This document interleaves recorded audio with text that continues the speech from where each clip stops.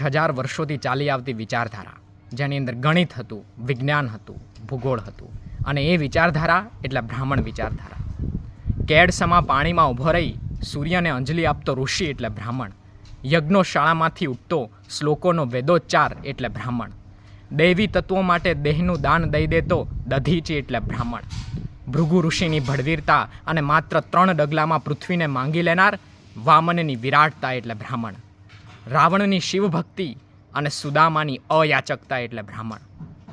1857ના વિપ્લવમાં ઝાંસીની રાણી લક્ષ્મીબાઈ, તાત્યા ટોપે, મંગલ પાંડે, ચંદ્રશેખર આઝાદ જેવા વીર નરોની ક્રાંતિની જ્વાળા એટલે બ્રાહ્મણ. અશ્વત્થામાના હૃદયમાં રહેલો વેરનો તણખો એટલે બ્રાહ્મણ. ઋષિ દુર્વાસાનો ભડભડ બળતો ક્રોધ એટલે બ્રાહ્મણ. અને ભગવાન પરશુરામની ફરસની તેજસ્વી ધાર એટલે બ્રાહ્મણ. જય પરશુરામ.